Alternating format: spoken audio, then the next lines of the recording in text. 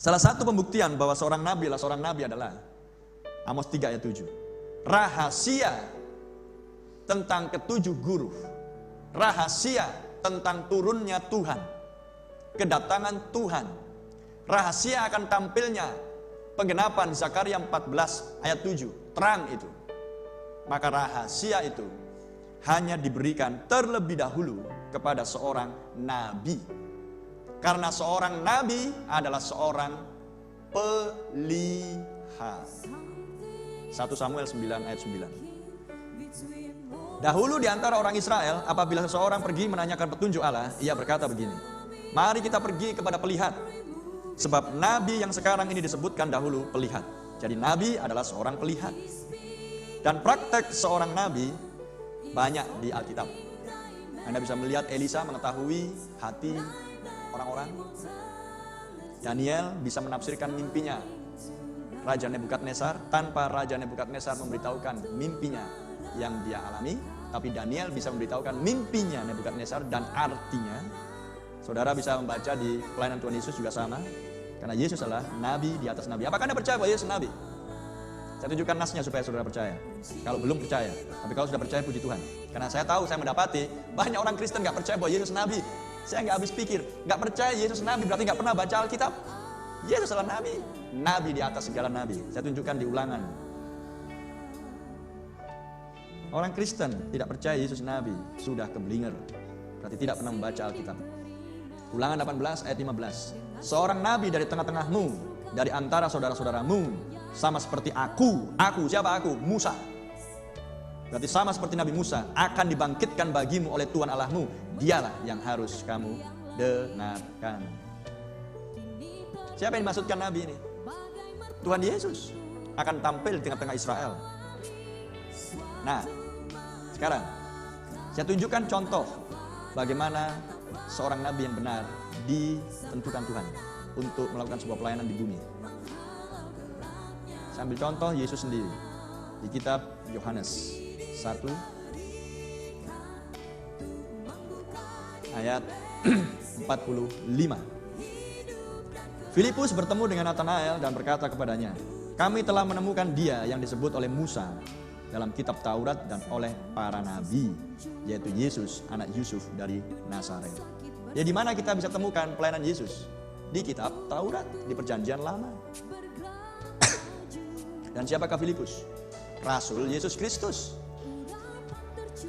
Jadi mungkinkah Rasul Yesus Kristus yang dipenuhi Roh Kudus bisa melakukan pelanggaran? Ayat 46, kata Natanael kepadanya, mungkinkah sesuatu yang baik datang dari Nazaret? Kata Filipus kepadanya, mari dan lihatlah. Dan perhatikan, Yesus melihat Natanael datang kepadanya, menghampiri Yesus. Lalu berkatalah Yesus tentang Natanael, lihat, inilah Israel sejati, tidak ada kepalsuan di dalamnya. Oh, lihat respon Natanael. Kata Natanael kepadanya, bagaimana engkau mengenal aku? Natanael bertanya, kok bisa kenal aku? Padahal Yesus gak pernah kenal Natanael. Dan apa jawab Yesus? Sebelum Filipus memanggil engkau, sebelum Filipus memanggil kamu, aku sudah melihat engkau di bawah pohon ara. Nah, kalau Filipus dari sana misalkan jaraknya 1 kilo datang ke Natanael. Natanael sedang duduk di bawah pohon. Berapa jarak Filipus ke Natanael? Berapa jarak Filipus Natanael ke Yesus? Kalau jaraknya misalkan 1 kilometer, bisakah dilihat? Tidak bisa. Tapi apa jawab Yesus? Aku sebelum Filipus memanggil engkau, berarti Yesus sudah melihat Filipus datang kepada Natanael.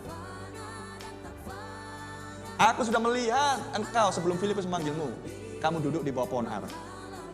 Di bawah pohon ara. Dan lihat respon Natanael. Kata Natanael kepadanya, Rabi, engkau anak Allah, engkau raja orang Israel. Betul? Nah, saudara lihat, saudara-saudaraku lihat dalam teks ini. Sedang apakah, perbuatan apakah yang sedang dilakukan oleh Yesus? Yesus sedang mempraktekkan Ibrani 4 ayat 12. Kita baca.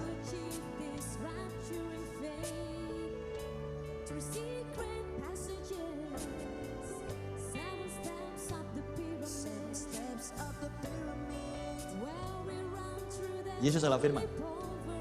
Ibrani 4 ayat 12. Sebab firman Allah hidup dan kuat dan lebih tajam daripada pedang bermata dua manapun. Ia menusuk amat dalam sampai memisahkan jiwa dan roh dan sendi-sendi dan sumsum. Ia sanggup membedakan pertimbangan dan pikiran hati manusia. Tidak ada satu makhluk pun yang tersembunyi di hadapannya, sebab segala sesuatu telanjang dan terbuka di depan mata Dia yang kepadanya kita harus memberikan pertanggungan jawab. Yesus bisa mengetahui hidup kita. Yesus bisa mengetahui masa lalu kita. Yesus bisa mengetahui apa yang sedang kita lakukan. Karena Dia adalah firman, Dia adalah nabi. Musa melakukannya, para nabi, para rasul mengerjakannya, Yesus mengerjakannya. Jadi nabi adalah pelihat. Manusia ini dipakai Tuhan ribuan kali tanpa pernah dia mengenal siapapun dalam hidupnya, tapi dia bisa mengetahui nama, asal kota, sakit penyakitnya apa, dokter mana yang menangani, alamat rumahnya nomor berapa, jalan apa, dan seterusnya. Ribuan kali. Dan saya cerita pengalaman saya.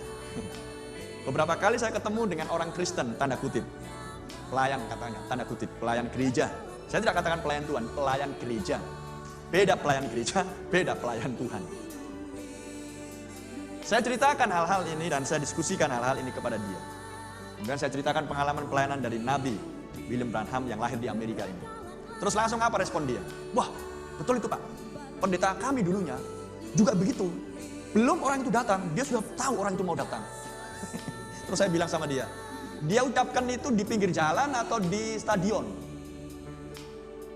Ya di rumahnya. Disitulah perbedaan Nabi dengan pendeta pinggir jalan. Nabi ini mengucapkan hal-hal ini, mengetahui pikiran hati manusia, dari mana ia berasal dan lain sebagainya, di stadion. Di hadapan ribuan manusia. Baik di India, baik di Amerika Serikat, baik di Eropa, dan di tempat-tempat yang lain. Karena kalau Tuhan sudah nyatakan seorang nabi, Paulus katakan, berita tentang Yesus Kristus tidak diberitakan di tempat terpencil, di sudut-sudut, tapi di tempat terbuka. Cobalah, saya ceritakan pelayanan dia yang mendunia di hadapan ribuan orang, dia hanya cerita pendeta kami, Pak juga bisa, kata aduh, gak nyambung. Begitulah dangkalnya banyak orang Kristen tanda kutip di akhir zaman. Banyak bicara firman tapi nggak nyambung apa yang sedang diomongkan. Kenapa nggak nyambung? Terlalu banyak dicekoki oleh kredo dan intelektual penafsiran manusia. Sehingga bahkan perang di waktu senja pun tak pernah dibaca. Padahal itulah janji untuk zaman ini terkait dengan kedatangan Tuhan yang kedua. Anda melewatkan tidak masuk surga di kedatangan Tuhan yang kedua, penghakiman Tuhan akan membinasakan jiwamu dan hidupmu. Karena dulu ketika Yohanes Pembaptis, pendahulu utusan itu, ditolak oleh Yahudi, dan kemudian berikutnya Yesus disalibkan oleh Yahudi, maka Tuhan kirimkan penghakiman atas Yerusalem, umatnya sendiri. Dan di tahun 70, sekitar 20 tahun semenjak Yesus disalibkan, hanya rentang waktu sekitar 40 tahun, Yesus disalibkan sekitar tahun 33, maka pada tahun 70, sekitar 40 tahun kemudian, Tuhan kirimkan Jenderal Titus, penguasa dunia di zaman itu, dari kekaisaran Romawi, menyandang pedang, dan membunuh semua orang yang ada di Yerusalem. Darah mengalir sampai ke pintu gerbang Yerusalem. Itulah penghakiman Tuhan atas orang-orang yang menolak terang di zaman tersebut. Tapi masih sebatas untuk Israel. Tapi sekarang Alkitab katakan, dia datang untuk bangsa-bangsa. Maka apa yang Tuhan akan lakukan untuk bangsa-bangsa ini jika Anda terlewatkan masuk ke surga? Wahyu 16 menjanjikan perang Harmagedon, perang dunia ketiga. Dan Anda nonton di YouTube, semuanya bangsa-bangsa sudah bincangkan tentang perang dunia ketiga, dan akan segera berlangsung. Saya puji Tuhan, sebelum penghakiman datang, Tuhan kirimkan hambanya yang setia, hambanya yang rendah hati, seorang nabi pelihat Tuhan di akhir zaman, untuk berkhotbah mendahului kedatangan Tuhan, mempersiapkan kedatangan Tuhan bagi tampilnya mempelai wanita. Yaitu mereka yang mau menerima terang dan yang tidak lagi terikat kepada kredo dan dogma dan aturan dan istiadat dan perintah gereja manusiawi, intelektual manusia, tapi yang setuju dengan setiap firman yang tertulis di dalamnya dan hidup oleh setiap firman.